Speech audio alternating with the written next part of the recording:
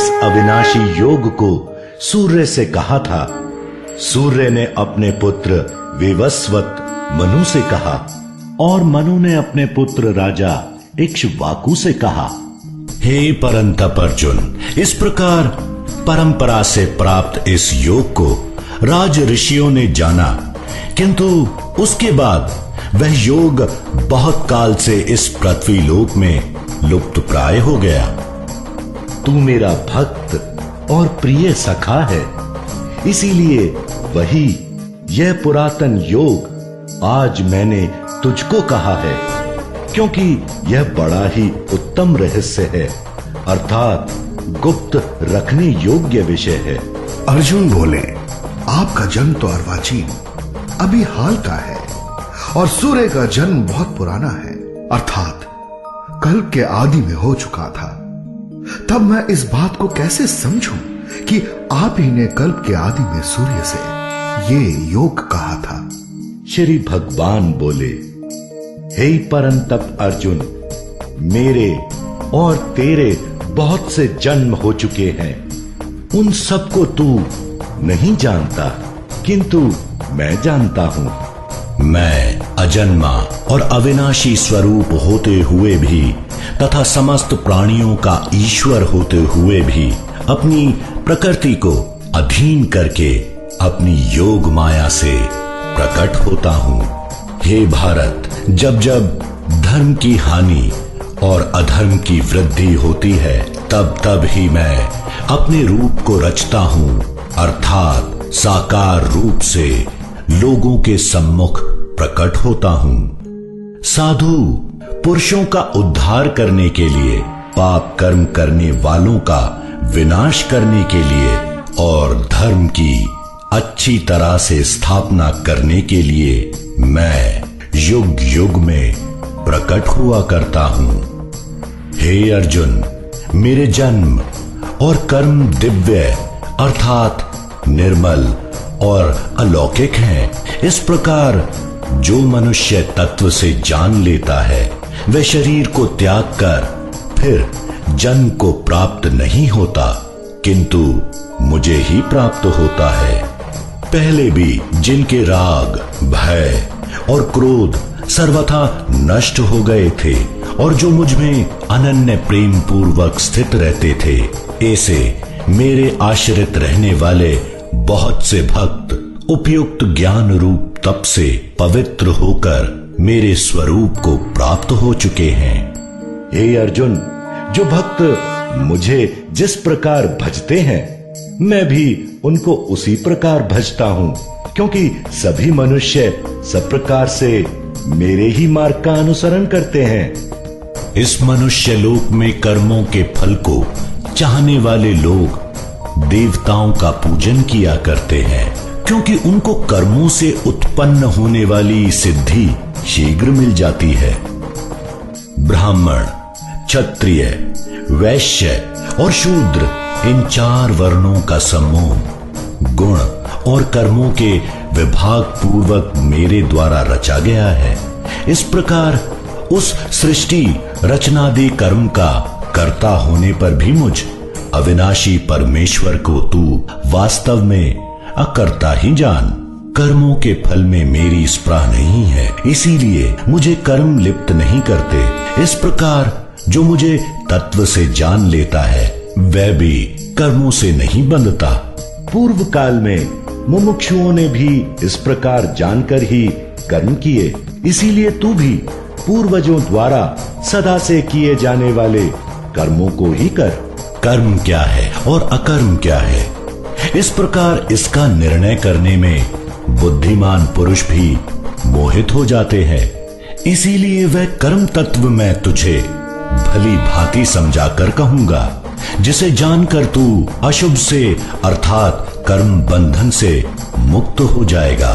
कर्म का स्वरूप भी जानना चाहिए और अकर्म का स्वरूप भी जानना चाहिए तथा विकर्म का स्वरूप भी जानना चाहिए, क्योंकि कर्म की गति गहन है। जो मनुष्य कर्म में अकर्म देखता है और जो अकर्म में कर्म देखता है, वह मनुष्य में बुद्धिमान है और वह योगी समस्त कर्मों को करने वाला है। जिसके संपूर्ण शास्त्र सम्मत कर्म बिना कामना और संकल्प के होते हैं तथा जिसके समस्त कर्म ज्ञान रूप अग्नि के द्वारा भस्म हो गए हैं, उस महापुरुष को ज्ञानी जन भी पंडित कहते हैं। जो पुरुष समस्त कर्मों में और उनके फल में आसक्ति का सर्वथा त्याग करके संसार के आश्रय से रहित हो गया है और परमात्मा में नित्य तृप्त है, वह कर्मों में भली भांति बरतता हुआ भी वास्तव में कुछ भी नहीं करता। जिसका अंतःकरण और इंद्रियों के सहित शरीर जीता हुआ है और जिसने समस्त भोगों की सामग्री का परित्याग कर दिया है, ऐसा आशा रहित पुरुष केवल शरीर संबंधी कर्म करता हुआ भी पापों को नहीं प्राप्त होता। जो बिना इच्छा के अपने आप प्राप्त हुए पदार्थ में सदा संतुष्ट रहता है, जिसमें ईर्ष्या का सर्वथा अभाव हो गया है, जो हर्ष शोक आदि द्वंद्वों से सर्वथा अतीत हो गया है, ऐसा सिद्धि और असद्धि में सम रहने वाला कर्मयोगी कर्म करता हुआ भी उनसे नहीं बंधता। जिसकी आसक्ति सर्वथा नष्ट हो गई है, जो दयाभिमान और ममता से रहित हो गया है, जिसका चित्त निरंतर परमात्मा के ज्ञान में स्थित रहता है, ऐसा केवल यज्ञ संपादन के लिए कर्म करने वाले मनुष्य के संपूर्ण कर्म भली भांति विलीन हो जाते हैं। जिस यज्ञ में अर्पण अर्थात स्त्रुवा आदि भी ब्रह्म है और हवन किए जाने योग्य द्रव्य भी ब्रह्म है तथा ब्रह्म रूप कर्ता के द्वारा ब्रह्म रूप अग्नि में आहुति देना रूप क्रिया भी ब्रह्म है, उस ब्रह्म कर्म में स्थित रहने वाले योगी द्वारा प्राप्त किए जाने योग्य फल भी ब्रह्म ही है। दूसरे योगी जन देवताओं के पूजन रूप यज्ञ का ही भली भांति अनुष्ठान किया करते हैं और अन्य योगी जन पर ब्रह्म परमात्मा रूप अग्नि में अभेद दर्शन रूप यज्ञ के द्वारा ही आत्म रूप यज्ञ का हवन किया करते हैं। अन्य योगी जन श्रोत आदि समस्त इंद्रियों को संयम रूप अग्नियों में हवन किया करते हैं और दूसरे योगी लोग शब्द आदि समस्त विषयों को इंद्रिय रूप अग्नियों में हवन किया करते हैं। दूसरे योगी जन इंद्रियों की संपूर्ण क्रियाओं को और प्राणों की समस्त क्रियाओं को ज्ञान से प्रकाशित आत्म संयम योग रूप अग्नि में हवन किया करते हैं। कई पुरुष द्रव्य संबंधी यज्ञ करने वाले हैं, कितने ही तपस्या रूप यज्ञ करने वाले हैं तथा दूसरे कितने ही योग रूप यज्ञ करने वाले हैं और कितने ही अहिंसादि तीक्ष्ण व्रतों से युक्त यत्नशील पुरुष स्वाध्याय रूप ज्ञान यज्ञ करने वाले हैं। दूसरे कितने ही योगी जन अपान वायु में प्राण वायु को हवन करते हैं, वैसे ही अन्य योगी जन प्राण वायु में अपान वायु को हवन करते हैं तथा अन्य कितने ही नियमित आहार करने वाले प्राणायाम परायण पुरुष प्राण और अपान की गति को रोककर प्राणों को प्राणों में ही हवन किया करते हैं। ये सभी साधक यज्ञों द्वारा पापों का नाश कर देने वाले और यज्ञों को जानने वाले हैं। हे कुरुश्रेष्ठ अर्जुन, यज्ञ से बचे हुए अमृत का अनुभव करने वाले योगी जन सनातन पर ब्रह्म परमात्मा को प्राप्त होते हैं और यज्ञ न करने वाले पुरुषों के लिए तो यह मनुष्य लोक भी सुखदायक नहीं है, फिर परलोक कैसे सुखदायक हो सकता है। इसी प्रकार और भी बहुत तरह के यज्ञ वेद की वाणी में विस्तार से कहे गए हैं। उन सबको तू मन इंद्रिय और शरीर की क्रिया द्वारा संपन्न होने वाले जान। इस प्रकार तत्व से जानकर उनके अनुष्ठान द्वारा तू कर्म बंधन से सर्वथा मुक्त हो जाएगा। हे परंतप अर्जुन, द्रव्य में यज्ञ की अपेक्षा ज्ञान यज्ञ अत्यंत श्रेष्ठ है तथा यावन मात्र संपूर्ण कर्म ज्ञान में समाप्त हो जाते हैं। उस ज्ञान को तू तत्वदर्शी ज्ञानियों के पास जाकर समझ। उनको भली भांति दंडवत प्रणाम करने से, उनकी सेवा करने से और कपट छोड़कर सरलता पूर्वक प्रश्न करने से वे परमात्म तत्व को भली भांति जानने वाले ज्ञानी महात्मा तुझे उस तत्व ज्ञान का उपदेश करेंगे, जिसको जानकर फिर तू इस प्रकार मोह को नहीं प्राप्त होगा।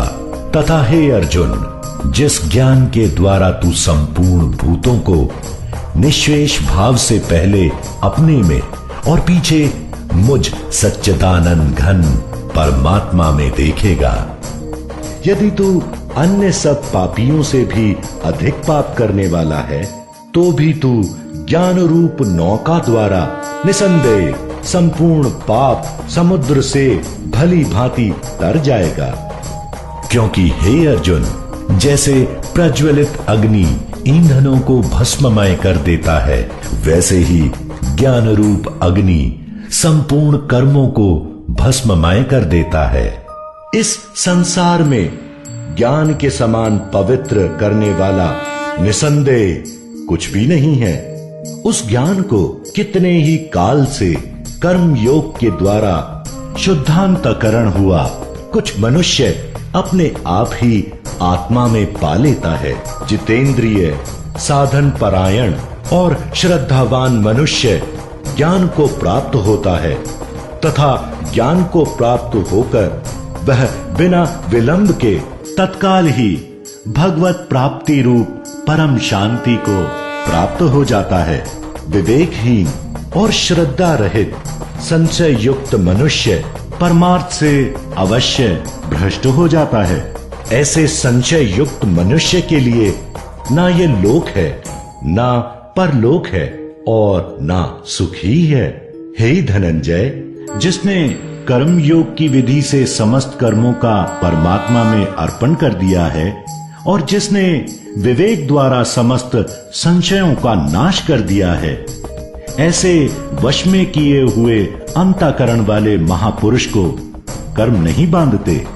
इसीलिए हे भरतवंशी अर्जुन, तू हृदय में स्थित इस अज्ञान जनित अपने संचय का विवेक ज्ञान रूप तलवार द्वारा छेदन करके समत्व रूप कर्म योग में स्थित हो जा और युद्ध के लिए खड़ा हो जा।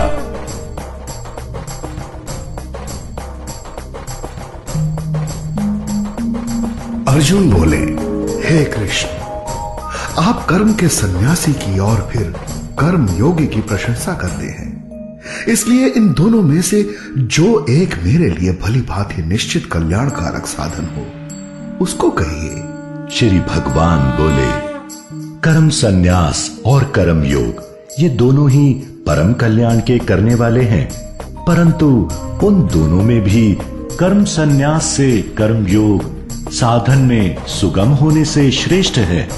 हे अर्जुन, जो पुरुष ना किसी से द्वेष करता है और ना किसी की आकांक्षा करता है, वह कर्म योगी सदा सन्यासी ही समझने योग्य है, क्योंकि राग द्वेष आदि द्वंद्वों से रहित पुरुष सुखपूर्वक संसार बंधन से मुक्त हो जाता है। उपयुक्त सन्यास और कर्म योग को मूर्ख लोग पृथक पृथक फल देने वाले कहते हैं, ना कि पंडित जन, क्योंकि दोनों में से एक में भी सम्यक प्रकार से स्थित पुरुष दोनों के फल रूप परमात्मा को प्राप्त होता है। ज्ञान योगियों द्वारा जो परम धाम प्राप्त किया जाता है, कर्म योगियों द्वारा भी वही प्राप्त किया जाता है। इसीलिए जो पुरुष ज्ञान योग और कर्म योग को फल रूप में एक देखता है, वही यथार्थ देखता है। परंतु हे अर्जुन, कर्म योग के बिना संन्यास अर्थात मन, इंद्रियां और शरीर द्वारा होने वाले संपूर्ण कर्मों में कर्तापन का त्याग प्राप्त होना कठिन है और भगवत स्वरूप को मनन करने वाला कर्म योगी पर ब्रह्म परमात्मा को शीघ्र ही प्राप्त हो जाता है। जिसका मन अपने वश में है, जो जितेंद्रिय एवं विशुद्ध अंतःकरण वाला है, और संपूर्ण प्राणियों का आत्मरूप परमात्मा ही जिसका आत्मा है, ऐसा कर्म योगी कर्म करता हुआ भी लिप्त नहीं होता। तत्वों को जानने वाला सांख्य योगी तो देखता हुआ, सुनता हुआ, स्पर्श करता हुआ, सूंघता हुआ, भोजन करता हुआ, गमन करता हुआ, सोता हुआ, श्वास लेता हुआ, बोलता हुआ, त्यागता हुआ, ग्रहण करता हुआ तथा आंखों को खोलता और मूंदता हुआ भी सब इंद्रियां अपने अपने अर्थों में बरत रही हैं। इस प्रकार समझकर निसंदेह ऐसा माने कि मैं कुछ भी नहीं करता हूं। जो पुरुष सब कर्मों को परमात्मा में अर्पण करके और आसक्ति को त्याग कर कर्म करता है, वह पुरुष जल से कमल के पत्ते की भांति पाप से लिप्त नहीं होता। कर्मयोगी ममत्व बुद्धि रहित केवल इंद्रिय, मन, बुद्धि और शरीर द्वारा भी आसक्ति को त्याग कर अंतःकरण की शुद्धि के लिए कर्म करते हैं। कर्मयोगी कर्मों के फल का त्याग करके भगवत प्राप्ति रूप शांति को प्राप्त होता है, और सकाम पुरुष कामना की प्रेरणा से फल में आसक्त होकर बंधता है। अंतःकरण जिसके वश में है, ऐसा सांख्य योग का आचरण करने वाला पुरुष न करता हुआ और न करवाता हुआ ही नव द्वारों वाले शरीर रूप घर में सब कर्मों को मन से त्याग कर आनंद पूर्वक सच्चिदानंद घन परमात्मा के स्वरूप में स्थित रहता है।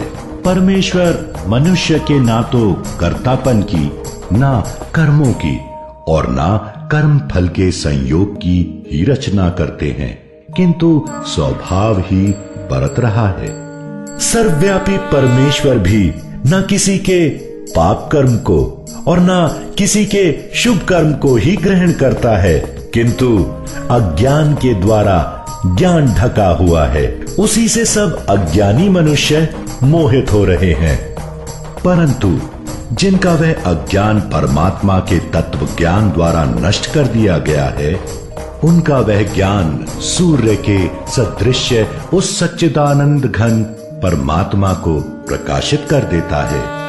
जिनका मन तद्रुप हो रहा है, जिनकी बुद्धि तद्रुप हो रही है, और सच्चिदानंद घन परमात्मा में ही जिनकी निरंतर एक ही भाव से स्थिति है, ऐसे तत्परायण पुरुष ज्ञान के द्वारा पाप रहित होकर अपुनरावृत्ति को अर्थात परम गति को प्राप्त होते हैं।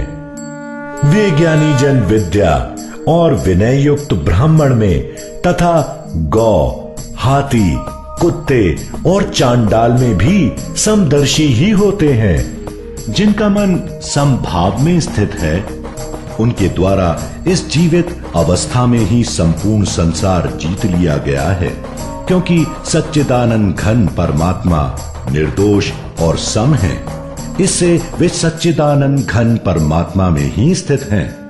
जो पुरुष प्रिय को प्राप्त होकर हर्षित नहीं हो और अप्रिय को प्राप्त होकर उद्विग्न न हो, वह स्थिर बुद्धि, संशय रहित ब्रह्मवेता पुरुष सच्चिदानंद घन परम ब्रह्म परमात्मा में एक ही भाव से नित्य स्थित है।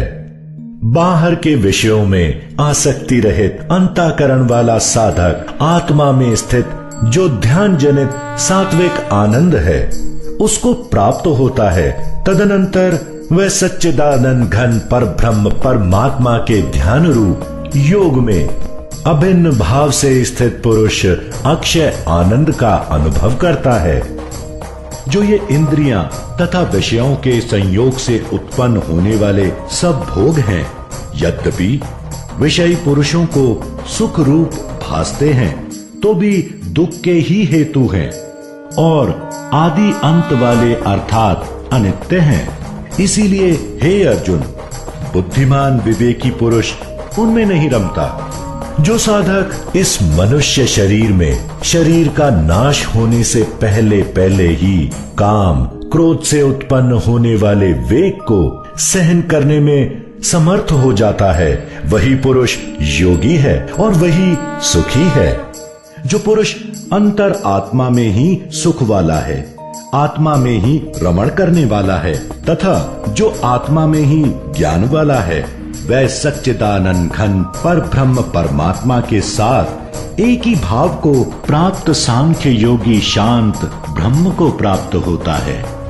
जिनके सब पाप नष्ट हो गए हैं, जिनके सब संचय ज्ञान के द्वारा निवृत्त हो गए हैं, जो संपूर्ण प्राणियों के हित में रत है और जिनका जीता हुआ मन निश्चल भाव से परमात्मा में स्थित है, वे ब्रह्मवेता पुरुष शांत ब्रह्म को प्राप्त होते हैं।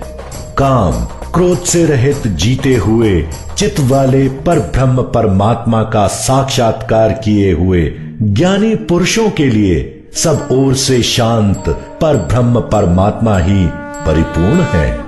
बाहर के विषय भोगों को न चिंतन करता हुआ बाहर ही निकालकर और नेत्रों की दृष्टि को भ्रकुटी के बीच में स्थित करके तथा नासिका में विचरने वाले प्राण और अपान वायु को सम करके जिसकी इंद्रियां मन और बुद्धि जीती हुई है, ऐसा जो मोक्ष परायण मुनि इच्छा भय और क्रोध से रहित हो गया है, वह सदा मुक्त ही है।